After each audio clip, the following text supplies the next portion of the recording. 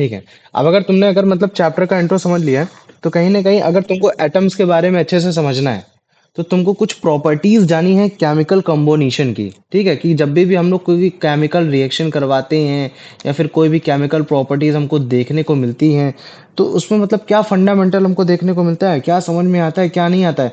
तो ये जो केमिकल कॉम्बिनेशन है ना, इसका मतलब क्या चीज़ है कि हमने जितने भी डिफरेंट डिफरेंट टाइप्स के जो रिएक्शन किए, उन डिफरेंट डिफरेंट टाइप्स के रिएक्शन में से जो हमने लॉस बनाए, उन कलेक्टिव लॉस को अगर हम लोग देखते तो हम बोलते हैं कि हाँ यार, ये तुम्हारा केमिकल कॉम्बिनेशन है, मतलब कि ये हमेशा हर केस में ऐसे होने वाला है। तो अगर मैं इस तरीके के लॉस बताता हूँ कि जो जो हमने एक्सपेरिमेंट किया उस चीज़ से निकले, तो जैसे तुम्हारे मतलब क्या कहते हैं चैप्टर में, तुम्हारे कोर्स में केवल दो लॉ के बारे में डिफाइन किया गया। एक है तुम्हारा लॉ ऑफ कंजर्वेशन ऑफ मास, मैं केवल मास ऐसे लिख दे रहा, कंजर्वेशन ऑफ मास, इसके पहले लॉ लगा देना, लॉ ऑफ कंजर्वेशन ऑफ मास। मतलब कि साइंटिस्ट ने मतलब क्या कहते हैं एक्सपेरिमेंट किया होगा, केमिकल रिएक्शंस काफ़ी सारी कराई होंगी, तो उनमें मतलब क्या कहते हैं उनको कुछ मतलब कंक्लूजन निकला, तो उन्होंने कंक्लूजन उसके नाम से कंजर्वेशन ऑफ मास का दे दिया। ठीक है, तो अब इसके बारे में समझेंगे ये क्या होता है। ठीक इसी तरीके से तुम्हारा एक और लॉ होता है जिसको बोला जाता है लॉ ऑफ कांस्टेंट प्रोपोर्शन। इसके बारे में भी उन्होंने काफ़ी जब एक्सपेरिमेंट किया, पता किया, तब पता चला कि हाँ यार, तुम्हारा ये एक तरीके का लॉ बना सकते हैं क्योंकि हर जगह सेम ही होता है, तो उन्होंने लॉ ऑफ कांस्टेंट प्रोपोर्शन दे दिया। ठीक, फिर उसके बाद एक और लॉ लेकर आए, फिर उनको बोला कि लॉ ऑफ मल्टीपल प्रोपोर्शन भी हो सकता है ना। तो law of multiple proportion, law of constant proportion है ना, law of conservation of mass.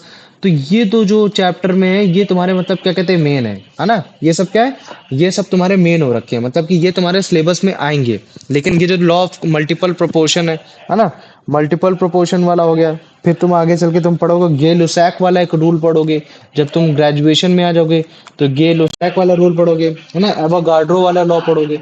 तो ये जितने भी लॉ हो रखे हैं, ये सब तुम्हारे मतलब क्या कहते हैं फर्दर कहीं ना कहीं इस केमिकल कंपोजिशन की प्रॉपर्टी को और इलोबरेट करने की तुम्हारी कोशिश करेंगे, ये चीज है।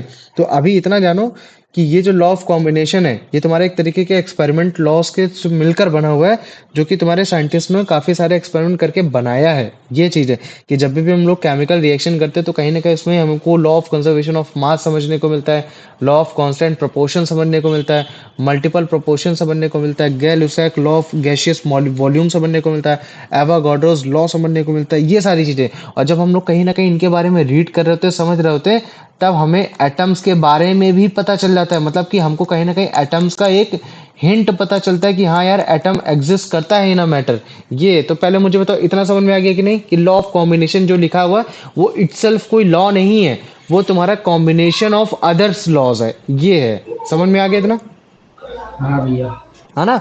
तो अगर तुमसे कोई बोले कि what is law of combination, तुम बोलोगे law of combination it is not a law, but it is a combination of laws which are happen during the chemical reactions. तो तुम ऐसा बोलोगे, तो फिर बोलेगा okay then how many laws are usually. तो बोलना कि in our syllabus there are two laws, one is the conservation of law of conservation of mass and the second is the law of conservation of proportion। फिर बोलेगा कि और भी laws होते हैं, तुम बोल सकते हैं क्या these are multiple of law like तुम्हारा मतलब क्या कहते हैं कि मल्टीपल प्रोपोर्शन लॉज है ना, Gay Lussac of the volumes laws है ना, gaseous volume laws, Avogadro's laws है ना।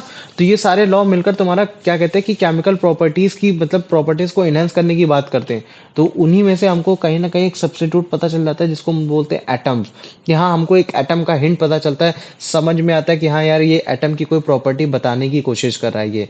तो आज हम इन दोनों लॉस के बारे में पढ़ेंगे। फिर उसके बाद फिर हम समझ जाएंगे कि हाँ यार, डॉल्टन ने कैसे मतलब क्या कहते हैं इस एटम्स की थ्योरी को निकाला है with the help of conservation of मास और तुम्हारा लॉ ऑफ कांस्टेंट प्रोपोर्शन। ठीक है, तो ये तुम्हारा था। तो आओ स्टार्ट करते हैं तुम्हारा लॉ ऑफ कंजर्वेशन ऑफ मास। देखो 18 सेंचुरी की बात करता हूँ। जब मैं 18 सेंचुरी लिखूंगा तो इसका मतलब क्या होता है, जो तुम्हारा लगभग लगभग मतलब क्या कहते हैं 16 से 17 सेंचुरी, मतलब कि जो तुम्हारा 1700 से लेकर 1800 के बीच में होगा। तो तुम्हारे उस समय एक साइंटिस्ट थे जिनका नाम था लोवेसियर। क्या नाम था उनका? लेवेसियर। ठीक है, इन्होंने मतलब क्या कहते हैं 1774 में एक्सपेरिमेंट किया एक क्लोज कंटेनर में। मतलब कि कोई कंटेनर होगा, उसके अंदर कोई भी मतलब क्लोज कर रखा था, मतलब कि कोई भी चीज अंदर बाहर जा नहीं सकती। तो जब उन्होंने उसमें एक्सपेरिमेंट किया, केमिकल रिएक्शन करवाया, तो उन्होंने देखा कि यार, जो मैंने रिएक्टेंट का जो मेरा मास था, वो मेरे प्रोडक्ट के मास से एकदम बराबर था। समझ में नहीं आया होगा, मैं बताता हूँ। देखो, जब भी आप कोई भी केमिकल रिएक्शन कराते हैं, तो ज्यादातर क्या कराते हैं, कॉम्बिनेशन रिएक्शन कराते हैं। कॉम्बिनेशन रिएक्शन मतलब दो चीजों को एक साथ लाते हैं। तो अगर मान लो कि मैं कोई भी रिएक्शन करा रहा हूँ, तो एक टेस्ट ट्यूब ये हो गई, एक टेस्ट ट्यूब तुम्हारी ये हो गई, ठीक है। तो जब मैं दोनों ही टेस्ट ट्यूब को मतलब क्या कहते हैं मिलाता हूँ, तब जाके मेरी मतलब क्या कहते हैं कि तुम्हारा एक मतलब कि एक मेरे को रिएक्शन देखने को मिलता है। या फिर मान लो कि अगर मैं पहले इसको इसमें डालता हूँ, बाद में इसको इसमें डाल लूंगा, तब जाके जो मेरा बनेगा वो मेरा प्रोडक्ट बनेगा। तो रिएक्टेंट में बेसिकली क्या होता है, रिएक्टेंट साइड वो होता है जब तुम्हारा केमिकल रिएक्शन हैपन नहीं हुई है, मतलब कि जब कंप्लीटली हैपन नहीं हुई, नहीं हो पाई। और प्रोडक्ट तुम्हारा वो होता है जब तुम्हारा जो केमिकल रिएक्शन है कंप्लीटली हो चुकी है। तो जब तुम प्रोडक्ट को देखोगे, वो रिएक्टेंट की तरफ से मतलब एकदम डिफरेंट दिखाई देगा, मतलब कि उसकी जैसी प्रॉपर्टी होगी नहीं। क्योंकि तुम्हारे केमिकल रिएक्शन, तुम्हारी केमिकल केमिकल प्रॉपर्टी का मतलब यही होता है जो कि इरिवर्सिबल होता है, जिसको आप दोबारा चेंज नहीं कर सकते, उस फॉर्म में दोबारा ला नहीं सकते, अदरवाइज वो फिजिकल प्रॉपर्टी हो जाएगी मैटर की। तो जो केमिकल प्रॉपर्टी ऑफ मैटर होती है, जब भी हम उस केमिकल प्रॉपर्टी ऑफ मैटर को चेंज कर देते हैं, तो जो प्रोडक्ट में जो तुम्हारा मतलब मैटर बनता है, वो तुम्हारे रिएक्टेंट वाले प्रोडक्ट से एकदम डिफरेंट बनता है। और जब भी अगर मान लो कि मैंने बोल दिया कि ये ए था, ये बी था, और जब मैंने इन दोनों को मिलाया, तब तुम्हारा मतलब क्या कहते हैं कि वाई जेड बन गया। तो जब मैं वाई जेड को चेक करूंगा, तो ये एकदम ए से डिफरेंट होगा और ये तुम्हारा बी से डिफरेंट होगा।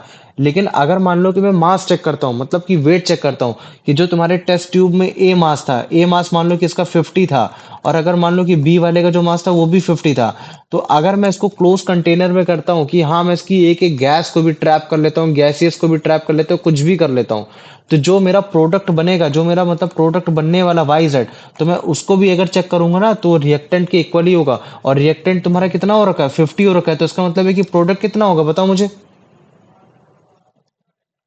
रिएक्टेंट का अगर 50। एक, हाँ, अगर मैं बोलता हूँ रिएक्टेंट अगर 50 हो रखा है, 50 यहाँ नहीं है, तुम्हारे टोटल यहाँ कितना 100 है, क्योंकि दो रिएक्टेंट हो रखे हैं। तो अगर दो रिएक्टेंट हो रखे हैं, तो इसका मतलब है कि प्रोडक्ट में जो भी बन रहा है, उसका भी मास कितना होगा तुम्हारा, 100 ही होगा। तो यही होता है लॉ हाँ ऑफ कंजर्वेशन ऑफ मास। देखो, कंजर्व मतलब होता है जो अपने आप को बदलना नहीं चाहता है। तुमने भी घर में देखा होगा, लोग बोलते हैं कि यार मेरी फैमिली बड़ी कंजर्वेटिव है, वो कभी ऐसा होने नहीं देंगे, वो कभी वैसा होने, जो मतलब चेंज नहीं करना चाह रहा। तो ठीक वैसे ही केमिकल रिएक्शन में जो तुम्हारा कंजर्वेटिव होता है, वो तुम्हारा मास होता है। मास क्या कहता है कि मैं अपने आप को चेंज नहीं होने दूंगा, मतलब कि मैटर को मैं चेंज नहीं होने दूंगा। मैटर को या मास भी बोल सकते हैं, मतलब कि मैटर कभी चेंज नहीं होता, मास कभी चेंज नहीं होता केमिकल रिएक्शन में। वो मैटर जो अभी दिख रहा है, जिस फॉर्म में दिख रहा है, हो सकता है कि उसकी फॉर्म बदल जाए, फॉर्म डिफरेंट हो जाए, लेकिन भाई मास वही रहेगा, वजन नहीं बदलने दूंगा, कंजर्व रहने दूंगा। ये बड़ी चीज है। तो यही तुम्हारे लेविसियर ने तुम्हारा इसका लॉ दिया कि जब भी कोई भी केमिकल रिएक्शन होगी, तो जो उसमें मैटर है वो तुम्हारा कभी भी चेंज नहीं होता, मतलब कि कभी भी जो तुम्हारा मास है वो तुम्हारा कभी भी चेंज नहीं होगा। बस उसका जो फॉर्म है वो एक फॉर्म से दूसरे फॉर्म में कन्वर्ट हो जाएगा। क्या हो सकता है कि जो तुम्हारा वाटर है, वो वाटर का तुम्हारा मतलब जो फॉर्म है वो तुम्हारा आइस में कन्वर्ट हो जाए, लेकिन जो उसका मास है, वो मास वो हमेशा सेम रहने वाला है। तो मुझे बताओ, इतना समझ में आ गया कि नहीं आ गया, कि रिएक्टेंट क्या होता है, प्रोडक्ट क्या होता है। लेवेसियर ने तुम्हारा ये जो एक्सपेरिमेंट किया है, तुम्हारा मतलब क्या कहते हैं कि क्लोज कंटेनर में चेक करके बताया कि देखो अगर मैं गैस तक को भी ट्रैप कर लेता हूँ, हर एक चीज को कर लेता हूँ, तो मेरे को जो मास देखने को मिलेगा रिएक्टेंट साइड में, प्रोडक्ट साइड में, वो सबका सब मेरे को बराबर ही दिखने वाला है।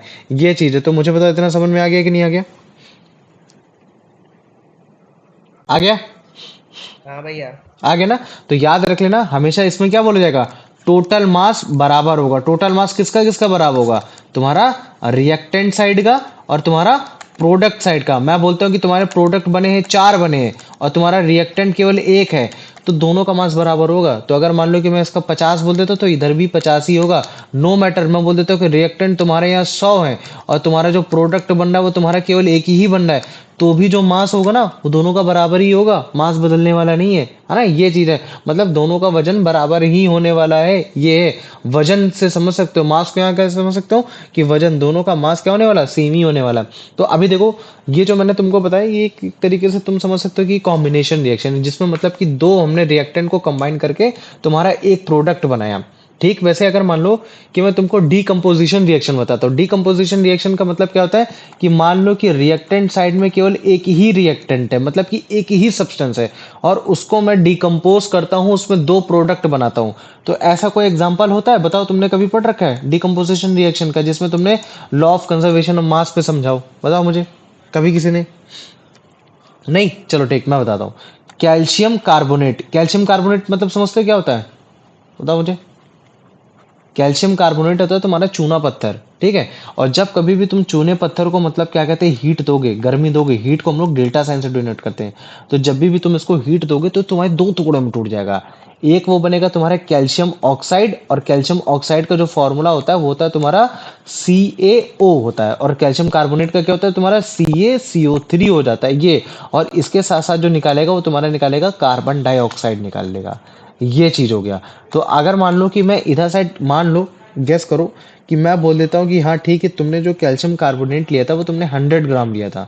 तो जब तुम इसको मतलब क्या कहते हैं हीट करोगे ना, तो हीट करने में क्या होगा, तुम्हारा कैल्शियम ऑक्साइड टूटेगा, कार्बन डाइऑक्साइड टूटेगा। और तुम्हें मालूम है कि भैया कार्बन डाइऑक्साइड तो आपकी गैस फॉर्म में होती है, और अगर गैस फॉर्म में होती है तो ऊपर उड़ जाएगी। तो अगर मान लो कि इस पूरे एक्सपेरिमेंट को अगर मैं क्लोज कंटेनर में अगर वो करता हूँ कि जिसमें तुम्हारी गैस भी तुम्हारी ट्रैप्ड हो जाए, तो तुमको क्या देखने को मिलेगा कि अगर तुम्हारा यहाँ 100 ग्राम है ना, तो प्रोडक्ट में भी 100 ही ग्राम आने वाला है। और अगर तुम इसको चेक करोगे तो जहां तक जो तुम्हारा कैल्शियम ऑक्साइड है वो तुम्हारा 56 ग्राम बनेगा, और जो तुम्हारा कैल्शियम तुम्हारा मतलब क्या कहते हैं कार्बन डाइऑक्साइड है वो तुम्हारा 44 ग्राम बनेगा। और अगर तुम उसको ऐड करोगे तो कितना आएगा, वो तुम्हारा 100 ग्राम ही आने वाला है। ये चीज है। तो इसका मतलब क्या है कि यार प्रोडक्ट में जितना भी मास था, वो सॉरी रिएक्टेंट में जितना भी मास था वो तुम्हारे प्रोडक्ट के मास के एकदम बराबर हो गया। मतलब कि मास कैसा है, कंजर्व है। मास तो अपने आप को चेंज करना ही नहीं चाह रहा। और यही तुम्हारा एक लॉ हो गया कि लॉ ऑफ कंजर्वेशन ऑफ मास, जिसको किसने दिया, तुम्हारा लेवेसियर ने दे दिया। तो वो भी कब, तुम्हारा 1774 में। तो मुझे बताओ इतना समझ में आ गया कि नहीं आ गया, या इसमें किसी को कोई डाउट है? कोई डाउट है? यश, कुलदीप, अभिषेक, दिव्यांशु? नहीं भैया। नहीं है, चलो ठीक, वेरी गुड, है ना। अच्छा, तुम लोगों ने कभी लाइम वाटर वाला एक्सपेरिमेंट सुना है? लाइम वाटर क्या होता है? जैसे मान लो कि मैं बोल देता हूँ कि तुम्हारा ये हो रखा है, ये तुम्हारे कैल्शियम ऑक्साइड है।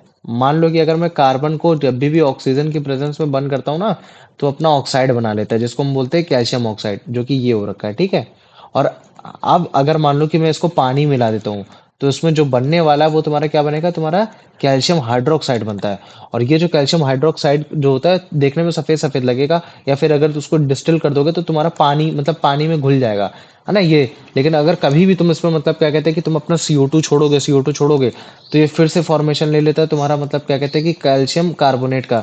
तो जो तुम्हारा लाइम वाटर को जो मिल्की किया जाता है, मतलब पानी रहेगा एकदम, लेकिन जैसे तुम उसमें CO2 छोड़ोगे वो एकदम पानी मतलब मिल्क जैसा बन जाएगा। तो मिल्क जैसा इसी वजह से बनता है क्योंकि वो जो पानी था वो तुम्हारे कैल्शियम हाइड्रोक्साइड का था, और जैसे तुमने उसमें CO2 ऐड किया अपने मुंह से, तो जैसे CO2 ऐड करोगे तो तुम्हारा क्या बना देगा, कैल्शियम तुम्हारा क्या कहते हैं कैल्शियम कार्बोनेट बना देगा, है ना।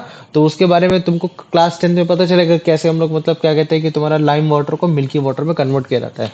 लेकिन उसमें भी सेम ही फंडामेंटल हो रहा है, हम लोग बस इसको जस्ट रिपीट कर रहे हैं, अपोजिट कर रहे हैं ये। तो ये एक एक्सपेरिमेंट था। ठीक इसी तरीके से तुमको जो एक्सपेरिमेंट कराया होगा, जहां तक तुमको बैरियम क्लोराइड वाला कराया होगा और सोडियम सल्फेट वाला कराया होगा। स्कूल में लॉ ऑफ कंजर्वेशन ऑफ मास समझाने के लिए कौन सा एक्सपेरिमेंट कराया गया था, बताओ मुझे।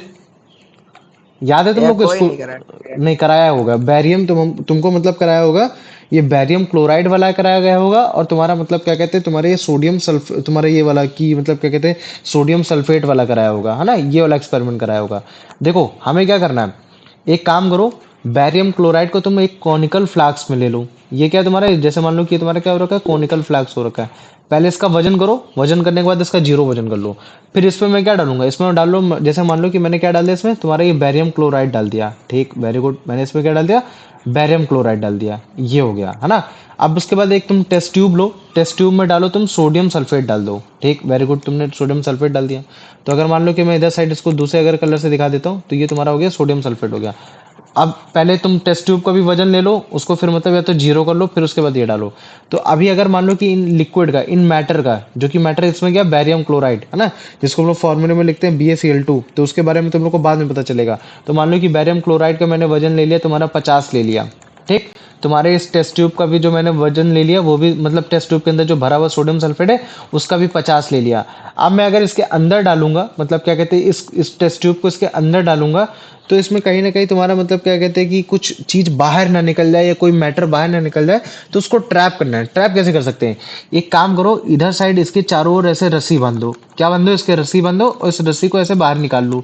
तो जब तुम इसको मतलब क्या कहते हैं इस टेस्ट ट्यूब को ऐसे अंदर डालोगे, इस तरीके से अंदर डालोगे, तो इसके ऊपर एक रस्सी ऐसे करके बाहर निकली होगी, और बाद में क्या करो, इसके लिड को क्लोज कर दो, ऐसे करके इसके लिड को ऐसे क्लोज कर दो कि हाँ कोई भी मैटर अब बाहर नहीं जाना चाहिए। तो इसका मतलब मुझे क्या समझ में आ गया कि हाँ भैया, जो टोटल आपका जो मास हो रखा है, जो केमिकल रिएक्शन में हो रखा है, वो आपके दो रिएक्टेंट से हो रखा है। एक आपका बैरियम क्लोराइड से हो रखा है और आपका एक सोडियम सल्फेट से हो रखा है।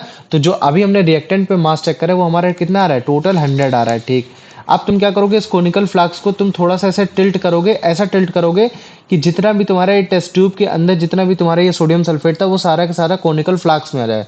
तो जैसे ही तुम इसको कोनिकल फ्लास्क में डालोगे, तो कोनिकल फ्लास्क में डालने के बाद से क्या होगा कि तुमको एक नया तुमको प्रोडक्ट दिखाई देगा, और वो जो प्रोडक्ट होता है उसका नाम क्या होता है तुम्हारा, एक होता है बैरियम सल्फेट, क्या होता है तुम्हारा, बैरियम सल्फेट होता है, और एक होता है तुम्हारा मतलब क्या कहते हैं, सोडियम क्लोराइड। क्या हो जाता है तुम्हारा, सोडियम क्लोराइड। तुमको ये दो सोल्यूशन तुमको देखने को मिलेंगे, लेकिन जब भी तुम इन दो सोल्यूशन का वेट देखोगे तो वो भी तुम्हारा 100 ग्राम ही आने वाला है। तो तुमको क्या पता चलता है कि अरे भाई, चाहे रिएक्टेंट हो चाहे प्रोडक्ट हो सकता है कि भैया रिएक्टेंट आपका देखने में एकदम डिफरेंट हो प्रोडक्ट से, लेकिन उनके जो मासेस हो रखे हैं वो मासेस एकदम बराबर हो रखे हैं, कि अगर रिएक्टेंट भी अगर आपका 50 ग्राम का है तो आपका प्रोडक्ट भी 50 ग्राम का ही होने वाला है, वो आपका डिफरेंट नहीं होने वाला। हाँ, लेकिन देखने में लग सकता है कि रिएक्टेंट आपका जस्ट डिफरेंट है, डिफरेंट देखने में और तुम्हारा प्रॉपर्टीज में, मतलब कि फिजिकल प्रॉपर्टी भी बदली हुई है, केमिकल प्रॉपर्टी भी बदली, किसके बेसिस में, तुम्हारा प्रोडक्ट के बेसिस में। मतलब कि दोनों के दोनों तुम्हारे डिफरेंट हो रखे in terms of physical property और केमिकल प्रॉपर्टी, लेकिन जब मैं दोनों के मासेस चेक कर रहा हूं तो दोनों के मासेस सेम है। इसका मतलब क्या है कि यार मैटर है, मतलब कि जो एक तरीके का मास है, ना तो आप उसको क्रिएट कर सकते हो ना तो आप उसको डिस्ट्रॉय कर सकते हो, बस आप उसको मतलब क्या कहते हैं, एक फॉर्म से दूसरे फॉर्म में कन्वर्ट कर सकते हो, कि फॉर्म 1 से तुम फॉर्म 2 में उसको कन्वर्ट कर सकते हो, लेकिन आप ना तो उसको क्रिएट कर सकते हो ना ही आप उसको डिस्ट्रॉय कर सकते हो। तो मुझे बताओ, लॉ ऑफ कंजर्वेशन ऑफ तुम्हारा मास समझ में आ गया कि नहीं आ गया, ये इसमें किसी को कोई डाउट है? आ गया सबको? आ गया। आ गया, ठीक, आ वेरी गया। गुड। आ जाओ, यश क्लास में है? नहीं है? चलो ठीक है ना? तो देखो ये है तुम्हारे सारे, है ना, भैया ये सारे तुम्हारे लॉज हैं केमिकल कॉम्पोजिशन के, जो तुम हमें डिफाइन कराते हैं कि हाँ तुम्हारे केमिकल प्रॉपर्टीज जब भी होंगी तो हमको क्या क्या देखने को मिल सकता है। तो सबसे पहले law of conservation of mass, law of constant proportion, law of multiple proportion. तो मल्टीपल प्रोपोर्शन तुम तो 11 12th में पढ़ोगे, लेकिन 9th में तुम्हारा क्या है, law of constant proportion, law of mass, जिसके थ्रू हम लोग मतलब क्या कहते हैं, एटम की डेफिनेशन देने की कोशिश करेंगे, एटम को डिफाइन करेंगे, क्योंकि यही तुम्हारा क्या देते, एक आइडिया देते कि हाँ एटम होता है और ये तुम्हारी स्मॉलेस्ट यूनिट होती है, जिसकी वजह से तुम्हारा डाल्टन ने अपनी एक एटॉमिक थ्योरी बना पाया था ये। तो ये जितने भी लॉज हैं, चाहे वो तुम्हारा फिर मतलब क्या कहते हैं, गे लुसाक का तुम्हारा गैसियस वॉल्यूम वाला हो या तुम्हारा एवोगाड्रोस वाले लॉ, है ना, ये सारे कैसे हो रखे, ये सारे लॉज कैसे, मतलब ये सारे लॉ मिलकर मतलब हम लोग कैसे बोल सकते हैं कि नहीं, ये हर बार जो भी केमिकल रिएक्शन कराएंगे उन केमिकल रिएक्शन में ये कॉम्बिनेशन हमको देखने को मिलेगा। वो क्यों? क्योंकि साइंटिस्ट ने काफी सारे एक्सपेरिमेंट किए, एक्सपेरिमेंट कर करके उन्होंने मतलब ये सारे लॉज बताए कि लॉ ऑफ कंजर्वेशन ऑफ मास होता है, लॉ ऑफ कांस्टेंट प्रोपोर्शन होता है, लॉ ऑफ मल्टीपल प्रोपोर्शन होता है, बाय गे लुसाक्स वाला लॉ होता है, गैसियस वॉल्यूम को लेकर एवोगाड्रोस वाला लॉज होता है ना। तो इसके बेसिस पे तब हमें पता चला कि हाँ इनमें कहीं ना कहीं एटम का डेफिनेशन भी समझ में आ रहा है। तो एटम का डेफिनेशन कैसे समझ में आ रहा है तो वो तुमको बाद में पता चलेगा ये। तो यहाँ से तुम्हारा law of conservation of mass start हो जाता है। 18 सेंचुरी में साइंटिस्ट ने जब तुम्हारा केमिकल रिएक्शन एक क्लोज कंटेनर में मतलब चेक किया, तब उन्होंने देखा कि कोई भी मास बदल ही नहीं रहा है, चेंज ही नहीं हो रहा है, जितना मास पहले था उतना मास बाद में, मतलब कि मास क्या हो रखा है, प्रिजर्व हो रखा है केमिकल रिएक्शन में। तो हमने जिसकी मदद से एक लॉ बनाया जिसको हमने बोल दिया कि law of conservation of mass. तो law of conservation of mass ये किसने दिया, तुम्हारे लेवोसियर ने दिया तुम्हारा 1774 में, जिन्होंने ये बोला कि जो मास होता है मतलब कि जो मैटर होता है वो ना तो आपका क्रिएट किया जा सकता है ना तो आपका डिस्ट्रॉय किया जा सकता है केमिकल रिएक्शन में, बस वो केवल एक फॉर्म से दूसरे फॉर्म में बदला जा सकता है। तो केमिकल रिएक्शन क्या होता है, केमिकल रिएक्शन में एक पार्ट पाया जाता है आपका रिएक्टेंट और एक पार्ट पाया जाता है आपका प्रोडक्ट, है ना। तो जो आपका रिएक्टेंट जब आपका कंबाइंड होता है तब आपका प्रोडक्ट बनता है, और वो जो प्रोडक्ट होता है वो एकदम न्यू सब्सटेंस होता है रिएक्टेंट के कंपैरिजन में, मतलब कि एकदम डिफरेंट प्रॉपर्टी रखेगा, डिफरेंट शेप रखेगा, है ना। तो यही चीज हो गया। तो जैसे ये वाला इसको देखो, ये एक्सपेरिमेंट देखो, पोटेशियम आयोडाइड एकदम डिफरेंट, रिएक्टेंट एकदम अलग डिफरेंट है। इसके ऊपर जो डाला जा रहा है वो भी एकदम अलग सा ही डिफरेंट हो जाएगा। लेकिन मतलब रिएक्टेंट, अब ये एक रिएक्टेंट वन है, अब लेड नाइट्रेट डाला, वो भी एक अलग वो रिएक्टेंट हो गया। लेकिन जो तुम प्रोडक्ट में देख रहे हो कैसा दिख रहा है, येलो कलर का प्रेसिपिटेट बनते हुए हमको दिख रहा है ना, लेड आयोडाइड, है ना। तो ये जो तुम्हारा है, ये तुम्हारा क्या हो रखा है, ये एकदम अलग डिफरेंट हो गया, मतलब कि प्रोडक्ट एकदम अलग है, रिएक्टेंट एकदम अलग है। लेकिन अगर मान लो कि रिएक्शन करने से पहले पहले अगर मैं इसका चेक कर लेता, मास चेक कर लेता, तो मुझे पता चलता कि यार ये केमिकल रिएक्शन में जो प्रोडक्ट का जो मास है ना, और जो तुम्हारा रिएक्टेंट का मास है, मतलब कि टोटल मास तुम्हारा रिएक्टेंट साइड का, टोटल मास तुम्हारा प्रोडक्ट साइड का, वो तो इक्वल हो रखा। और यही तुम्हारा law of conservation of mass ही बताता है, मतलब कि केमिकल रिएक्शन में कभी भी आपका मास चेंज नहीं होता, मास हमेशा कंजर्व ही रहेगा। मतलब कि मास ना तो गेन होगा ना तो लॉस होगा, वो हमेशा कंजर्व रहेगा। कि मतलब टोटल मास रिएक्टेंट साइड का, फिर वो भले चाहे सॉलिड लिक्विड गैस में हो, वो जब भी रिएक्शन में पार्टिसिपेट करेगा वो हमेशा टोटल मास तुम्हारे प्रोडक्ट के एकदम इक्वल ही होने वाला है। जैसे कि तुम्हारे कैल्शियम कार्बोनेट है, ठीक है, अगर मान लो कि इस कैल्शियम कार्बोनेट को अगर मैं हीट करूंगा तो तुम्हारा कैल्शियम ऑक्साइड में बनेगा, कैल्शियम कार्बन डाइऑक्साइड में बनेगा। और अगर मान लो कि कैल्शियम ऑक्साइड, कैल्शियम कार्बोनेट अगर मैंने 100 ग्राम का ले रखा है, तो जो कैल्शियम ऑक्साइड बनेगा वो लगभग लगभग 56 ग्राम, और जो तुम्हारा कार्बन डाइऑक्साइड वो 44 ग्राम। लेकिन अगर मैं दोनों का वेट करूंगा तो दोनों का इक्वल हो रखा। और ये हमने क्लोज किया है ताकि तुम्हारा CO2 ट्रैप ना हो पाए। लेकिन अगर दोनों का वेट हम लोग चेक करते हैं तो कहीं ना कहीं हम लोग को दोनों को बराबर ही देखने को मिलता है। तो हम क्या बोल सकते हैं कि हाँ भैया, ये आपका लॉ ऑफ कंजर्वेशन ऑफ मास बता रहा है कि हाँ आपका रिएक्टेंट आपके प्रोडक्ट से एकदम डिफरेंट हो रखा है, प्रॉपर्टीज भी एकदम डिफरेंट हो रखी हैं, फिजिकल केमिकल दोनों हो रखी हैं, लेकिन दोनों का जब मैं मास चेक कर रहा हूँ तो दोनों का सेम आ रहा है। Law of conservation of property मेरी डिफाइन होते हुए दिखाई दे रही है।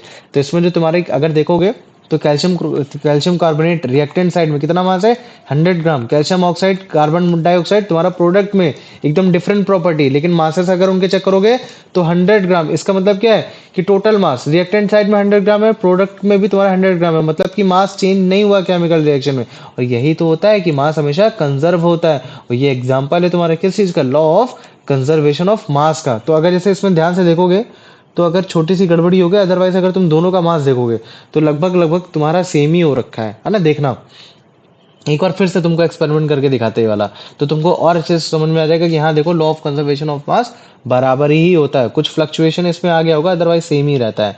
तो जैसे देखो ये 96 था, ठीक है, लगभग लगभग 95 96 था, दोनों को रिएक्शन कराया, दोनों में जो प्रोडक्ट बन रहा है वो रिएक्टेंट से एकदम डिफरेंट हो रखा है। लेकिन जैसे मैं रिएक्शन कराता हूँ, चेक करता हूँ, तो मुझे क्या पता चलता है, अच्छा जो पहले वाला मास था और जो दूसरा वाला मास है वो दोनों का दोनों सेम हो रखा है ना, दोनों को दोनों सेम हो रखा है। इसका मतलब क्या है कि लॉ ऑफ कंजर्वेशन ऑफ मास यहाँ एकदम परफेक्टली बताया जा रहा है ये।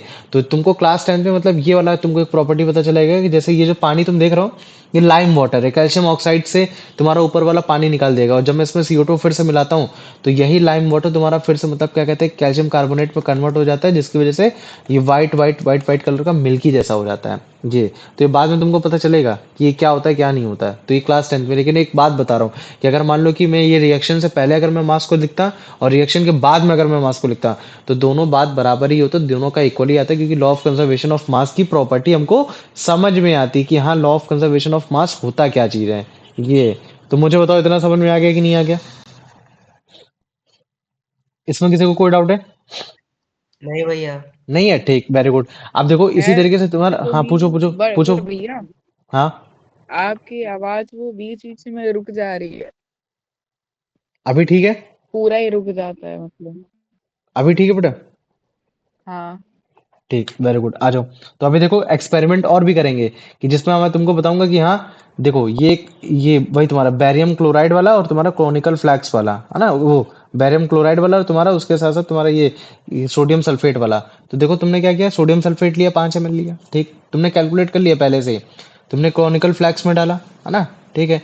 अब उसके बाद तुम बैरियम क्लोराइड लो, बैरियम क्लोराइड को भी डालो, है ना। और अगर तुम दोनों को डालोगे तो तुम क्या देखोगे कि यार दोनों का मास क्या हो रखा है, एकदम सेम हो रखा है। लेकिन तुमको इसको क्लोज कंटेनर में चेक करके दिखाना है कि हाँ देखो एयर के फॉर्म में भी अगर कुछ भी निकलेगा तो भी कोई दिक्कत नहीं होगी। तो हम क्या करेंगे, इसको पर्टिकुलरली किसी चीज से टाई अप कर लेंगे, धागे से कर लेंगे या किसी भी चीज से कर लेंगे कि ताकि वो तुम्हारा निकले ना, है ना, निकले ना। फिर उसको इस तरीके से ले जाएंगे और फिर ऊपर लिड लगा देंगे, क्लोज कर देंगे उसको कि हाँ तुम्हारा मतलब ये बाहर ना निकले। और फिर जब इसको टिल्ट करेंगे तो दोनों रिएक्टेंट मिल जाएंगे।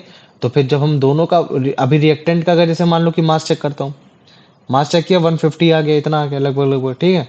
और फिर उसके बाद कुछ जो उसका मास्क वो था, ठीक। अभी अगर जैसे मान लो कि अब मैं इसको मिला देता हूँ, और जैसे ही मिलाऊंगा जो प्रोडक्ट बनेगा, तो प्रोडक्ट एकदम डिफरेंट बना। देखो एकदम व्हाइट कलर का तुमको बना, मतलब क्या कहते हैं, व्हाइट कलर का सॉलिड तुम्हारा बना एकदम, प्रोडक्ट एकदम डिफरेंट बना। लेकिन मास चेक करूंगा तो मास भी एकदम बराबर ही आएगा। तो इसका मतलब क्या है कि ये भी कहीं ना कहीं तुम्हारा लॉ ऑफ कंजर्वेशन ऑफ मास का मतलब बराबर ही हुआ। तो ये जो तुम्हारा जो BaSO4 है ना, ये तुम्हारा यही बता रहा है कि तुम्हारा बैरियम सल्फाइड बना और तुम्हारा ये सोडियम क्लोराइड बना, और ये दोनों के दोनों एकदम अलग प्रॉपर्टी रख रहे हैं अपने रिएक्टेंट साइड से। जो रिएक्टेंट में क्या है, बैरियम क्लोराइड और तुम्हारा सोडियम सल्फेट, ये चीज है।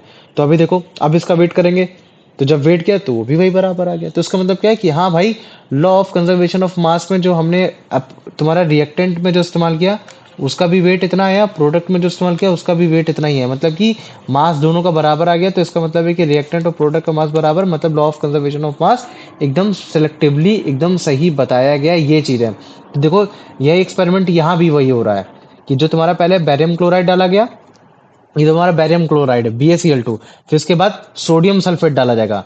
तो जैसे तुम सोडियम सल्फेट डाल रहे हो ना, तो ये जो व्हाइट कलर का जो प्रेसिपिटेट बन रहा है, ये तुम्हारा बैरियम सल्फेट बन रहा है। ये क्या बन रहा है तुम्हारा, बैरियम सल्फेट। और ये एक तरीके का तुम्हारा डीकम्पोजिशन रिएक्शन है, और डीकम्पोजिशन सॉरी डिस्प्लेसमेंट रिएक्शन है। तो जब ये डिस्प्लेसमेंट रिएक्शन ये कैसे बनती कैसे नहीं बनती, तुम्हारा क्लास 10 में समझ में आएगा। लेकिन अभी से ही जान लोगे तो भी तुमको इतना आ जाएगा कि हाँ देखो, ये जो BaSO4 है, ये तुम्हारा व्हाइट कलर का एक प्रेसिपिटेट बना रहा है। NaCl तुम्हारा मतलब क्या कहते हैं, कलरलेस हो रखा है। तो ये जो है, अब जब इन दोनों का मास चेक करोगे तो मास दोनों का बराबर ही आने वाला। तो ये रिएक्शन हो रखी है कि बैरियम क्लोराइड एक सोल्यूशन है, सोडियम सल्फेट एक सोल्यूशन है। रिएक्टेंट साइड में एकदम अलग प्रॉपर्टी है, सारे property, physical property, chemical property एकदम अलग हो रखी है। लेकिन मास अगर चेक करता हूँ दोनों का तो 50 है। लेकिन जैसे ही मिलाता हूँ तो जो प्रोडक्ट में जो मेरे को बन रहा है सोडियम क्लोराइड, वो एकदम अलग है बैरियम क्लोराइड से, मतलब कि प्रोडक्ट एकदम रिएक्टेंट से एकदम अलग है। लेकिन मास चेक कर रहा हूँ बराबर एकदम है। तो मतलब कि लॉ ऑफ कंजर्वेशन ऑफ मास एकदम बराबर हो रहा है। तो अगर मान लो कि मैं बोल देता हूँ कि इस रिएक्शन में जो तुम्हारा बैरियम क्लोराइड है वो 20.8 ग्राम लिया गया, सोडियम सल्फेट तुम्हारा 14.2 ग्राम लिया गया, तो बैरियम सल्फेट जो बना वो 23.3 बना। तो क्वेश्चन तुमसे ऐसे बोल देगा मुझे बताओ कि सोडियम क्लोराइड कितना बना। तो तुम्हें मालूम है कि अगर इसका मास इनका मास इन दोनों मास के बराबर हो रखा है, और अगर एक मास दे दिया तो एक काम करते इसको बस इससे माइनस कर देते, तो जितना बचेगा उतना मास इसका हो जाएगा, है ना। तो ऐसे क्वेश्चन बनेगा, ऐसे बताया जाएगा कि हाँ देखो, अगर मैं इन दोनों को ऐड करता हूँ तो दोनों में 35-35 ग्राम ही आएगा। और अगर एक का मास नहीं दिया तो एक का मास में निकाल के बड़े आराम से उसको लॉ ऑफ कंजर्वेशन ऑफ मास से वेरीफाइड करा पाऊंगा, करा दूंगा, ये सारी चीजें। तो ये तुम्हारा लॉ ऑफ कंजर्वेशन ऑफ मास। अब देखो क्वेश्चन कैसे कैसे आ सकते हैं, आओ अब इसका आंसर बताओ दिव्यांशु। नहीं नहीं नहीं, गलत है, इसको हटाओ, रहने दो, ठीक है। जनरली ये क्वेश्चन बकवास है, इतना क्वेश्चन है। आ जाओ दिव्यांशु, इसका आंसर बताओ बेटा। ये भी क्वेश्चन गलत है, लेकिन चलो ठीक है। तुम मुझे तो अपने सिलेबस के हिसाब से, जो तुम्हारे सिलेबस में नहीं है, ये क्लास बताओ, पढ़ो। भैया मेरे सिलेबस में तो ये तो सिलेबस के लॉ ऑफ हिसाब से तो कंजर्वेशन ऑफ मास है। ये लॉ ऑफ कंजर्वेशन मास भैया ये नहीं है। अबे गधे, यही तो पढ़ा रहा था अभी तक। अरे लेकिन भैया मतलब मेरी मैम ने नहीं पढ़ाया। अबे भाई, मैं पढ़ा रहा हूँ, मतलब सिलेबस में है ये। लॉ ऑफ हाँ कंजर्वेशन मतलब भैया मास भी है। आपने पढ़ाया था, लेकिन मेरी मैम ने नहीं पढ़ाया। हाँ कोई बात नहीं, मैं पढ़ा रहा हूँ ना, इसको कोई दिक्कत मत लो। ये आज चल, इसका आंसर बता। वो बन रहा है, स्मार्ट बन रहा है। चल इसका था। The experimental laws of chemical combination ultimately played a significant role in the development of whose atomic theory of matter. हम्म। मतलब कि हमने जो इतने सारे एक्सपेरिमेंट किए केमिकल रिएक्शन में, और हमने बताया कि हाँ ये law of common chemical composition हो सकता है। तो इसमें से मतलब कहीं ना कहीं एक एटॉमिक थ्योरी भी निकल कर आई। तो एटॉमिक थ्योरी किसको सपोर्ट की गई, किसने बनाई थी? एवोगाड्रो, ले लुसैक, डाल्टन, तुम्हारा न्यूटन। भैया ऑप्शन ए एवोगाडो। हट, तू बता मेरे को कुलदीप, इसका आंसर। भैया डाल्टन। डाल्टन। क्वेश्चन ये बोल रहा है कि ये जितने भी केमिकल रिएक्शन करे, केमिकल रिएक्शन में जो भी हमने कंक्लूजन निकाले, वो तुमको एटॉमिक थ्योरी ऑफ मैटर में हेल्प कर रहा है। लेकिन किसकी थ्योरी ऑफ एटॉमिक मैटर थी? तो वो तुम्हारे डाल्टन की एटॉमिक थ्योरी मैटर थी। याद रख लेना, अभी तुमको पढ़ाया जाएगा ये Dalton atomic theory of matter, क्योंकि एटम की खोज किसने की? तुम्हारे डाल्टन ने, बोला जाता है ना, ये चीज है। तो एटम की जो थ्योरी निकल कर आई है, एटॉमिक थ्योरी जो निकल कर आई है, वो तुम्हारे इन्हीं केमिकल कॉम्बिनेशन की वजह से निकल कर आई है। Law of conservation of mass, law of multiple proportion, है ना, इन दोनों की वजह से ही निकल कर आई है। तो अब इनके बारे में पढ़ेंगे, ये चीजें हैं। आ जाओ, अब इसका आंसर बताओ अभिषेक। In which century did scientists first notice there was no change of mass when chemical reaction was carried out of in a closed container? Hmm Option C, 18th century. 18th century. Year क्या हो जाएगा तुम्हारा? 1774। और scientist का नाम क्या होगा? लेवेसियर। क्या नाम रख Lab दूं? लेवेसियर, ये हो गया। आ जाओ, अब इसका आंसर बता दो Divyanshu. Who is credited with giving the law of conservation of mass in 1774? Hmm भैया option C, Lavoisier. Very good. आ जाओ, अब इसका आंसर बता दो कुलदीप। according यह क्वेश्चन नहीं आया फिर आगे।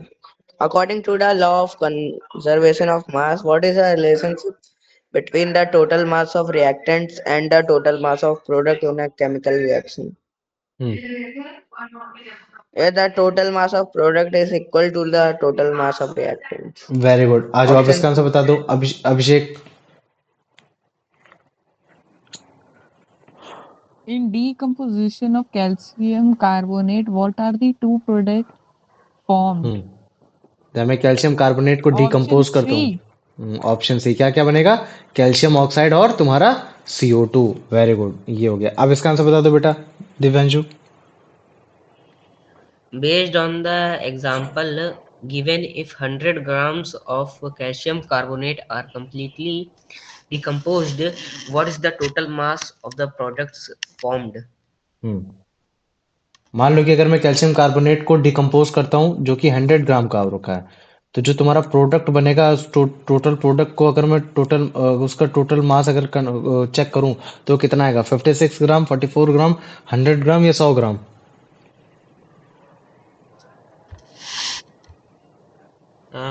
भैया ऑप्शन बी। नहीं, तू क्लास में नहीं था ना, ध्यान नहीं दिया ना तूने। अरे भैया क्लास में ही था। फिर से क्वेश्चन सुन। ये जो तेरी केमिकल रिएक्शन लिख रखी है, इस केमिकल रिएक्शन में बोला जा रहा है कि अगर मैं कैल्शियम कार्बोनेट 100 ग्राम लेता हूँ और इसका रिएक्शन कराता हूँ, ठीक है, तो जब मैं रिएक्शन कराऊंगा तो मेरे दो प्रोडक्ट बनेंगे।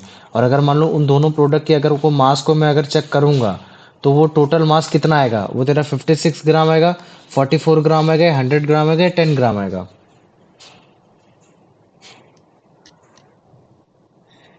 भैया ये 100 ग्राम आएगा। 100 ग्राम आएगा, है ना। तो मतलब कि मास बराबर होने वाला है, रिएक्टेंट का भी बराबर होने वाला है, प्रोडक्ट का भी बराबर होने वाला है। यहाँ कंफ्यूजन तुम्हें ये हो गया कि भैया प्रोडक्ट में दो चीजें थे, एक ये भी था और एक ये भी था। तो यहाँ देखो लिख रखा है total mass of products form, यहाँ एस लिख रखा है। एस मतलब कि जितने भी तुम्हारे प्रोडक्ट बने, अगर मैं उसके टोटल मास को अगर चेक करूंगा तो कितना आएगा? तो तुम क्या बोलोगे? भाई रिएक्टेंट में जितने तुम्हारे सब्सटेंस हो रखे हैं उनके बराबर ही आएगा। तो रिएक्टेंट में एक ही सब्सटेंस हो रखा है, वो अगर 100 ग्राम का है तो प्रोडक्ट में चाहे जितने बन जाए, चाहे एक बन जाए, चाहे 10,000 बन जाए, लेकिन सबका मास कितना आने वाला है? सबका बराबर ही आने वाला है। यही तो लॉ ऑफ कंजर्वेशन ऑफ मास है। आ जाओ, अब इसका आंसर बता दो Kuldeep. The successful verification that the mass of a reactant 100 gram equals to the total mass of the product 56 plus 44 gram demonstrate which fundamental concept? Hmm Law of conservation of mass. Very good. आ जाओ, अब इसका answer बता दो अभिषेक। In the decomposition example, show which substance is identified as the reactant. Hmm Carbon dioxide, calcium oxide. बताओ। Option C, calcium carbonate. हाँ, तो ये कैल्शियम कार्बोनेट का फॉर्मूला है CaCO3। इस चीज को याद रख लेना। और जो प्रोडक्ट में बना है, एक CO2 बना है, कार्बन डाइऑक्साइड, और एक तुम्हारा बन रखा है कैल्शियम ऑक्साइड बन रखा है। ये है ना। तो ये तुम्हारा क्लास 10 का भी हल्का फुल्का मैं बता रहा हूँ। ये तुमको डिकम्पोजिशन रिएक्शन बताऊँ तुमको तुरंत याद आ जाएगा। कह रहा भैया आपने 9th में तो बता रखा था ये सब चीजें। अब इसका आंसर बता दो दिव्यांशु बेटा, कि अगर मान लो कि तुम्हारा एक प्रोडक्ट बना है, उसका टोटल मास अगर 100 ग्राम आ रहा है, ठीक है, मतलब कि तुम मुझे बताओ कि हाँ, ये क्वेश्चन ये बोल रहा है कि मुझे बताओ कि अगर मैं 100 ग्राम कैल्शियम कार्बोनेट को अगर मैं डिकम्पोज करता हूँ तो जो प्रोडक्ट में जो टोटल मास बनेगा वो कितना बनेगा? वो तुम्हारा 56, 44, 100 या फिर 96? भैया 100। 100 बनेगा, वेरी गुड, ये हो गया। आ जाओ अब इसका आंसर बता दो Kuldeep. The observation that the total mass of a reactant equal to the total mass of the product in the chemical reaction directly supports which scientific principle? Law of conservation of mass. Very good, ये आ गया। अब आ जाओ, अब इसका answer बता दो अभिषेक। एक minute, question show नहीं हो रहा। क्वेश्चन ये बोल रहा है कि ऐसे What substance caused lime water to turn milky when passed it through gate? And what is the milk precipitate form. अगर मान लो कि मैं precipitate कैल्शियम form? हाइड्रोक्साइड को, जो तुम्हारा मिल्की वाटर है ना, ये मिल्की वाटर मतलब कैल्शियम हाइड्रोक्साइड, अगर मान लो कि इसमें मैं मतलब क्या क्या मिलाऊं, कि मतलब क्या कहते हैं कि जो तुम्हारा प्रोडक्ट बने वो तुम्हारा मिल्क जैसा बने। कैसा बने? मिल्क जैसा। क्योंकि ये लाइम वाटर है, कैल्शियम हाइड्रोक्साइड क्या हो रखा है, ये लाइम वाटर है। वाटर मतलब एकदम सफेद जैसा है, लेकिन अगर उसमें क्या मिलाऊं कि वो जो तुम्हारा प्रेसिपिटेट बने वो एकदम मिल्क जैसा बने। बताओ क्या बनेगा? B. कौन? बी है ना। कार्बन डाइऑक्साइड अगर मैं मिलाऊंगा तो जो इसमें प्रोडक्ट बनने वाला तुम्हारा कैल्शियम कार्बोनेट ही बनने वाला, और कैल्शियम कार्बोनेट एकदम मतलब क्या कहते हैं, मिल्क जैसा ही लगेगा। ये आ जाओ अब दिव्यांशु बेटा इसका आंसर बताओ। कि मतलब अगर मान लो कि मेरे को लॉ ऑफ कंजर्वेशन ऑफ मास का एक्सपेरिमेंट करना है, तो मुझे मतलब क्या कहते हैं कि बेरियम क्लोराइड सोल्यूशन को कहाँ प्लेस करना चाहिए। तो ये तो बकवास क्वेश्चन हो गया, इसको कहीं भी कर सकते हो। टेस्ट ट्यूब में भी कर सकते हो, कॉनिकल फ्लास्क में भी कर सकते हो, बीकर में भी कर सकते हो, मिजिंग सिलेंडर में भी कर सकते हो, लेकिन इसका कॉनिकल फ्लास्क दे रखा होगा, कोई बात नहीं। अगला आंसर तुम बताओ बेटा इसका। बेरियम क्लोराइड इसको भी कहीं भी रख सकते हो, ये भी बकवास क्वेश्चन हो गया। चलो ठीक है, अब आ जाओ, अब इसका आंसर बताओ तुम। इसका आंसर बताओ, इसका आंसर When बताओ। the two reactant solutions, barium chloride and sodium sulfate, mix in the hmm flux, which product is formed as a white hmm precipitate? Precipitate. क्योंकि देखो दो प्रोडक्ट बनने वाले हैं, एक तुम्हारा सोडियम क्लोराइड जिसको मैं बोलता हूँ NaCl बोलता हूँ, और एक तुम्हारा बनने वाला है तुम्हारा बैरियम क्लोराइड। तो ये बोला है कि अगर मान लो कि तुम्हारे दो प्रोडक्ट बनने, एक तुम्हारा सोडियम क्लोराइड और एक बनना अगर तुम्हारा बैरियम सल्फेट बनने का, तो मुझे बताओ इनमें से ऐसा कौन सा प्रोडक्ट है जो तुम्हारा व्हाइट प्रेसिपिटेट बनाएगा। वो तुम्हारा NaCl है या फिर तुम्हारा बैरियम सल्फेट है? प्रेसिपिटेट मतलब समझते हो ना? नहीं। प्रेसिपिटेट मतलब एक सॉलिड फॉर्म ले सकते हो जो तुम्हारा बनता है। जैसे इसको तुम देखो, जैसे इस एक्सपेरिमेंट को फिर से देखना तुम, है ना। ये जो तुम्हारा एक्सपेरिमेंट है, इस एक्सपेरिमेंट में अगर तुम देखोगे ध्यान से, एक सेकंड रुको, ठीक है,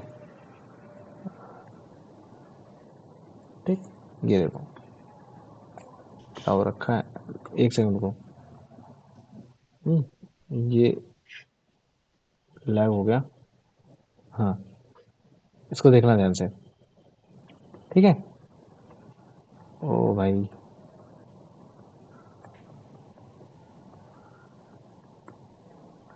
एक सेकंड रुको।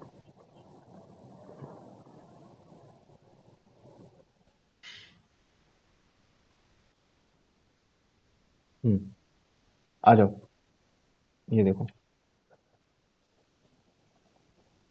ये जो एक्सपेरिमेंट बना है, इस एक्सपेरिमेंट में जो तुमको व्हाइट व्हाइट कलर का जो तुमको दिख रहा है ना, ये तुम्हारा प्रेसिपिटेट है। ये क्या है तुम्हारा? वो प्रेस, अभी देखो लिक्विड में एकदम अलग हो रखा है, ऊपर जो डाला वो भी लिक्विड है, लेकिन ये जो तुम्हारा बना है ना प्रोडक्ट में, जो तुम व्हाइट व्हाइट कलर को देख रहे हो, ये एक सॉलिड है। ये कैसा हो रखा है? एकदम सॉलिड हो रखा है। ये प्रेसिपिटेट बोला जाता है। क्या है तुम्हारा? प्रेसिपिटेट है। तो क्वेश्चन में यही बोल रहा है कि मुझे बताओ कि ये जो प्रेसिपिटेट है ये कौन सा है? वो तुम्हारा BaSO4 है या फिर वो NaCl है? बताओ मुझे कौन सा है इसमें प्रेसिपिटेट। भैया ये NaCl है। नहीं, NaCl तुम्हारा प्रेसिपिटेट नहीं है। प्रेसिपिटेट तुम्हारा NaCl बोल सक नहीं हो। तुम्हारा ये बोला है कि ऐसा कौन सा प्रेसिपिटेट है जो तुम्हारा व्हाइट कलर का है, तो इसमें जो व्हाइट कलर का हो रखा है वो तुम्हारा BaSO4 हो रखा है। Yes. अगर तुम ध्यान से देखोगे तो नीचे एक तुमको डाउनवर्ड ऐसा करके साइन दिख रहा है, ये दिख रहा है इसमें, हम्म। है ना। तो ये जो डाउनवर्ड का जो साइन होता है, इसका मतलब ही होता है कि ये तुमको प्रेसिपिटेट बता रहा है। क्या बता रहा है? प्रेसिपिटेट बता रहा है। अब अगर मान लो कि मैं इसको जस्ट ऊपर कर दूं, ऊपर वाला साइन बना दूं किसी भी केमिकल रिएक्शन में, तो अगर कभी भी ऊपर वाला साइन बन जाए तो तुम समझ जाना कि वो क्या चीज हो रखी है, वो गैस हो रखी है। तो अगर मान लो कि मैं एक कार्बन को लेता हूँ ऑक्सीजन की प्रेजेंस में, अगर मैं इसको बंद कराता हूँ तो तुम्हारी CO2 गैस बनेगी। तो काफी बार गैस की जगह सिंबल कैसा बना देते, ऐसा बना देते कि वो जो गैस है वो उड़ गई, वो ऊपर चली गई, है ना। ठीक ऐसे ये भी है कि अगर मान लो कि मैं बैरियम क्लोराइड और तुम्हारा सोडियम सल्फेट को अगर तुम्हारे तुम्हारे रिएक्टेंट साइड में मतलब मिक्स कराता हूँ, तो मेरा जो प्रोडक्ट में बनेगा वो तुम्हारा बैरियम सल्फेट बनने वाला है और तुम्हारा सोडियम क्लोराइड बनेगा। तो इस पूरे रिएक्शन में जो व्हाइट कलर का जो बन रहा है, प्रेसिपिटेट बन रहा है, वो तुम्हारा बैरियम सल्फेट की वजह से बन रहा है। किसकी वजह से बन रहा है वो तुम्हारा, वो बैरियम बैरियम। सल्फेट की, है ना, ये बैरियम सल्फेट की वजह से बन रहा है। तो क्वेश्चन आसान है, ज्यादा टफ नहीं है ये, है ना, इसको देखो। ठीक है, एक बार फिर से क्वेश्चन पढ़ो और क्वेश्चन पढ़ने के बाद फिर मतलब क्या कहते हैं, फिर से आंसर बताने की कोशिश करना। ठीक है, रुको, ये नहीं है, यहाँ पीछे से है शायद। एक सेकंड को मैं चेक करता हूँ कहाँ से क्वेश्चन छूट गया मेरा। ये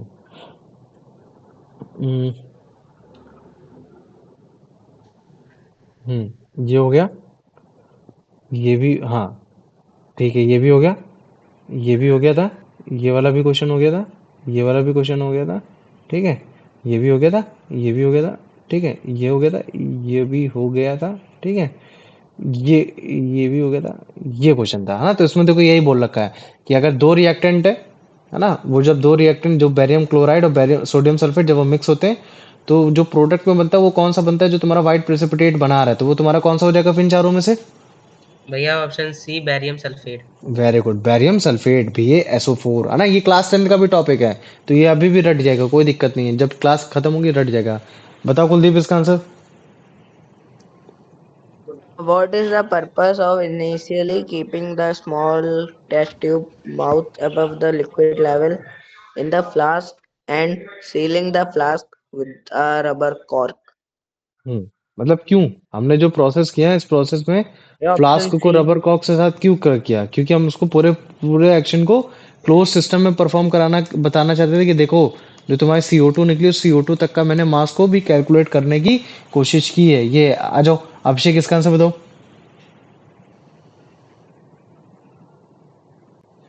The observation that the total mass of reactant 35 gram is equal to total mass of product 35 gram serves to verify which is scientific law of conservation of mass. Very good, है ना, ये हो गया। तो अभी देखो तुम्हारे एनसीईआरटी में कुछ इस तरीके से क्वेश्चन दे रखा है कि मुझे अगर जैसे मान लो कि तुम्हारे पास एक सोडियम कार्बोनेट है ना, जो जो जो अभी डाला है, ये सोडियम कार्बोनेट था। ठीक है, इसके ऊपर अगर मान लो कि मैं एथेनोइक एसिड डालता हूँ, एथेनोइक एसिड की तुम्हारे कार्बन तुम्हारा ये डालता हूँ, तो मुझे मालूम है कि जो चीज बनने वाली है वो भैया आपकी क्या बनने वाली है, वो सोडियम एथोनेट बनने वाली है, कार्बन डाइऑक्साइड बनने वाली है, वो आपकी वाटर बनने वाली है। तो इस एक्सपेरिमेंट में जो आपने सोडियम कार्बोनेट लिया है वो आपने 5.3 ग्राम ले रखा है, और आपने जो एथेनोइक आपने ले रखा है वो आपने 6 ग्राम ले रखा है, जो कि आपका प्रोडक्ट में जो बन रहा है सोडियम एथोनेट वो आपका बन रहा है आपका 8.2 हो रखा है, और जो आपका कार्बन डाइऑक्साइड बन रहा है वो आपका 2.2 हो रखा है, और जो आपका वाटर बन रखा है वो आपका 0.9 हो रखा है। तो इस डाटा के थ्रू आप मेरे को वेरीफाई करके बताओ कि हाँ law of conservation of mass exist करता है। तो आप क्या करोगे, सोडियम कार्बोनेट का मास लोगे और आप मतलब क्या कहते हैं एथेनोइक एसिड का मास लोगे, इनको प्लस करोगे या माइनस करोगे, बताओ मुझे क्या करोगे। Plus, प्लस कर दोगे, वेरी गुड। और फिर उसके बाद फिर जब तुम प्रोडक्ट में जाओगे तो तुम सोडियम एथोनेट का मास, कार्बन डाइऑक्साइड का मास और वाटर का मास, इसको प्लस करोगे या माइनस करोगे। प्लस। प्लस करेंगे, और जब दोनों को प्लस करेंगे तो मुझे बताओ रिएक्टेंट का जो मास निकल कर आएगा, जो प्रोडक्ट का जो मास निकल कर आएगा, वो दोनों इक्वल होंगे या फिर अनइक्वल होंगे या फिर ऊपर नीचे होंगे,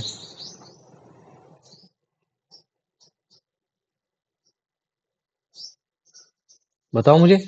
अगर मान लो कि मैंने इन दोनों के मासेस को ऐड किया, तो कुछ भी जो भी मास आया वो मैंने लिख दिया, और जो ये रिएक्शन हुई इसमें से जो तुम्हारे तीन प्रोडक्ट बने इनके मासेस को चेक किया, इनको भी नीचे लिख दिया, तो ये जो इन दोनों के जो मासेस आएंगे वो बराबर आएंगे या फिर मतलब क्या कहते हैं अलग अलग आएंगे, बताओ कुलदीप। Yeah, equal. इक्वल आएंगे ना, क्योंकि यही तो होता है law of conservation of mass. तो अगर तुमको रिएक्शन पहले से बता दी गई है कि हाँ रिएक्शन ये होती है, और रिएक्शन में तुम्हारा ये तुम्हारा मतलब क्या कहते हैं रिएक्टेंट हो रखे, ये तुम्हारे प्रोडक्ट हो रखे, और हर एक तुम्हारे रिएक्टेंट का भी हर किसी का मास वास दे रखा है, तो आप रिएक्शन करो, दोनों को बराबर ही आएगा। कैसे आएगा? जैसे मान लो कि पहली बार हमने लिया, पहला रिएक्टेंट साइड वाले लिया जो कि क्या था तुम्हारा सोडियम कार्बोनेट और तुम्हारा एथेनोइक एसिड, दोनों के मासेस को ऐड किया, कितना आया? 11.3 ग्राम आया। और फिर जब हमने प्रोडक्ट में गए तो प्रोडक्ट में सोडियम एथोनेट का मास 8.2, कार्बन डाइऑक्साइड का मास 2.2 और तुम्हारा वाटर का मास तुम्हारा 0.9, दोनों जब इसको ऐड किया तो 11.3। तो मतलब क्या मेरे को पता चल रहा है कि भैया रिएक्टेंट का जो मास है, जो प्रोडक्ट का मास है, वो आपका दोनों इक्वल हो गया। और जब ये दोनों इक्वल हो गया तो इसका मतलब है कि ये आपके लॉ ऑफ कंजर्वेशन ऑफ मास को वेरीफाई कर रहा है। क्या कर रहा है? ये वेरीफाई कर रहा है। तो मुझे होता है इसमें किसी को कोई डाउट है? कोई डाउट? नहीं भैया। नहीं। नहीं? ठीक, वेरी गुड। अब देखो क्वेश्चन कैसे आ रहा है। क्वेश्चन इस तरीके से आएगा कि मुझे बताओ कि अगर law of conservation of mass exist करता है तो उस बेसिस में अगर मैं कैल्शियम कार्बोनेट को डिकम्पोज करता हूँ हीट करने पे, तो मुझे मालूम है कि कैल्शियम ऑक्साइड बनेगा और कार्बन डाइऑक्साइड बनेगा। और अगर मान लो कि कैल्शियम कार्बोनेट तुम्हारा 10 ग्राम है, जो कि कंप्लीटली डिकम्पोज होने के बाद तुम्हारा अगर 5.6 ग्राम अगर कैल्शियम ऑक्साइड बन रहा है, तो मुझे बताओ कि कार्बन डाइऑक्साइड का मास कितना होगा। तो तुम्हें मालूम है कि भैया अगर इस हिसाब से देखा जाए तो कैल्शियम कार्बोनेट आपका मतलब क्या कहते हैं कि 5.6 ग्राम हो रखा है। और आपका जो मतलब कि जो आपने इसको हीट दी इसकी वजह से जो आपका कैल्शियम ऑक्साइड बना है वो आपका मतलब क्या कहते हैं 5.6 ग्राम हो रखा है।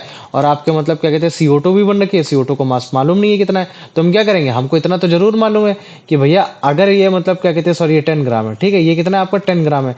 तो अगर भैया आपका रिएक्टेंट का मास अगर आपके प्रोडक्ट के मास के इक्वल होता है, तो इसका मतलब है कि अगर मैं इसको 5.6 को 10 ग्राम से अगर माइनस कर दूं तो वो आपका CO2 वाला मास आ जाएगा। तो मुझे बताओ इतना समझ में आ गया कि नहीं आ गया, या इसमें किसी को कोई डाउट है? किसी को कोई डाउट है इसमें? डाउट नहीं है। नहीं है ना? तो बस यही चीज इसमें बता रहा है कि अगर मान लो कि आपको रिएक्टेंट और प्रोडक्ट मतलब रिएक्टेंट का आपको अगर मास दे रखा है, प्रोडक्ट का मास दे रखा है, उनमें से अगर किसी भी एक का मास नहीं दे रखा है, तो आप इक्वलिटी में रख के आप उसको माइनस कर लेना, आपको ऑटोमेटिक आ जाएगा। तो यही चीज यहाँ भी हो रखी है कि मास ऑफ प्रोडक्ट अगर मास ऑफ रिएक्टेंट के इक्वल है, तो इस हिसाब से अगर आप कैल्शियम ऑक्साइड और आपका कार्बन डाइऑक्साइड अगर आपके कैल्शियम कार्बोनेट के इक्वल हो रखे हैं, तो अगर आपका कैल्शियम कार्बोनेट 10 ग्राम का है और आपका कैल्शियम ऑक्साइड तुम्हारा 5.6 ग्राम का है, तो मैं कार्बन डाइऑक्साइड का मास निकाल सकता हूँ। मेरे को बस इधर जाके माइनस करना, माइनस करूंगा तो 4.4 ग्राम ही आ जाएगा। इसका मतलब क्या है कि अगर मैं 4.4 को तुम्हारे कैल्शियम ऑक्साइड के साथ ऐड करूं जो कि 5.6 है, तो वो 10 ही ग्राम आने वाला। और 10 ग्राम किसके इक्वल हो रखा है? तुम्हारे रिएक्टेंट साइड के कैल्शियम कार्बोनेट के इक्वल हो रखा है। तो मतलब कि रिएक्टेंट और प्रोडक्ट दोनों बराबर ही होने वाले हैं। मतलब लॉ ऑफ कंजर्वेशन ऑफ मास तुम्हारा एग्जिस्ट करने ही वाला है, ये चीज है। तो मुझे तो लॉ ऑफ कंजर्वेशन ऑफ मास समझ में आ गया कि नहीं आ गया, इसमें किसी को कोई डाउट है? आ गया ना? आ गया आ गया। आ गया, ठीक है। तो अभी देखो मैं कुछ क्वेश्चन लिख रहा हूं। सबसे पहला क्वेश्चन लिखूंगा, what are the theories are proposed by Indian philosopher in chapter atoms and molecule. नहीं, ये तुम लोग को टफ तो नहीं लगा जो मैंने आज पढ़ाया? हल्का फुल्का या लगा हल्का फुल्का? बताओ, ऑनेस्टी के साथ बताओ। नहीं लगा भैया। नहीं लगा ना? नहीं बेसिक सा लगा। था। पक्का ना? ठीक है, चलो ठीक। पक्का। ये तुम्हारा क्वेश्चन नंबर 1 हो गया। ठीक है, फिर उसके बाद मैं बोलूंगा what do you mean by chemical composition. What do you mean by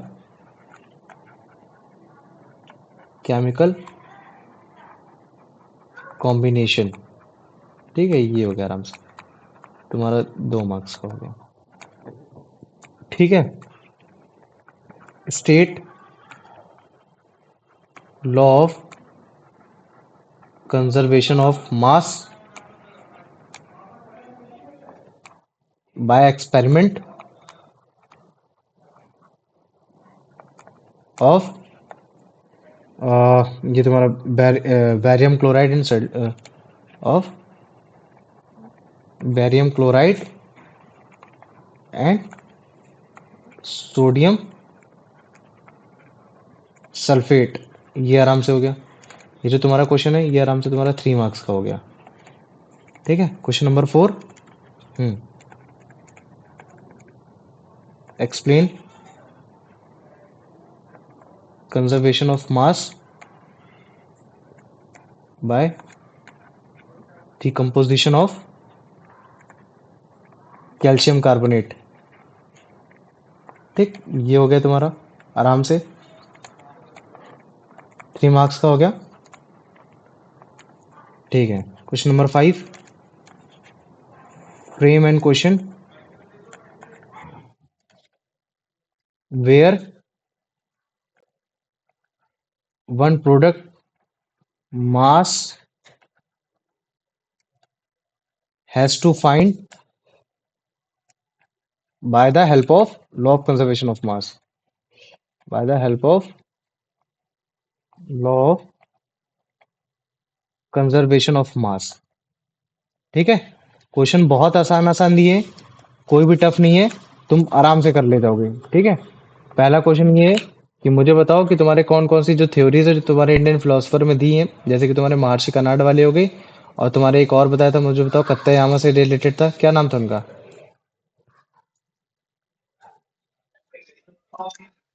हाँ भैया, एक तुम्हारा महर्षि कर्नाड था, और कत्तायामा के साथ क्या लगा था उनका?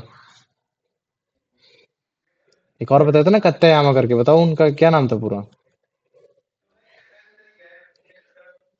चलो कोई बात नहीं। अब देखो दूसरा क्वेश्चन क्या था, उसमें तुमको लॉ ऑफ केमिकल कॉम्बिनेशन समझाना है कि ऐसा कोई पर्टिकुलर कोई लॉ नहीं होता है इसमें, मतलब क्या कहते हैं, एक्सपेरिमेंट कर करके हमने कुछ लॉज बनाए हैं। ठीक है, हमने कुछ लॉज बना रखे हैं, ये वो लॉज हैं ये। ठीक है, क्वेश्चन नंबर 3 हो गया। क्वेश्चन नंबर 4 तुम्हारा लॉ ऑफ कंजर्वेशन ऑफ मास बताना है, तुम्हारा मतलब क्या कहते हैं कि डिकम्पोजिशन ऑफ कैल्शियम कार्बोनेट की हेल्प से समझाना है। क्वेश्चन नंबर जो तुम्हारा 3 था वो तुम्हारा एक्सपेरिमेंट बायरियम क्लोराइड और सोडियम सल्फेट की तरफ बताना था।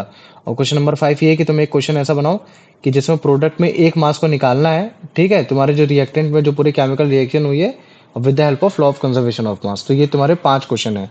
तो इन 5 क्वेश्चन में किसी को कोई डाउट है? नहीं भैया।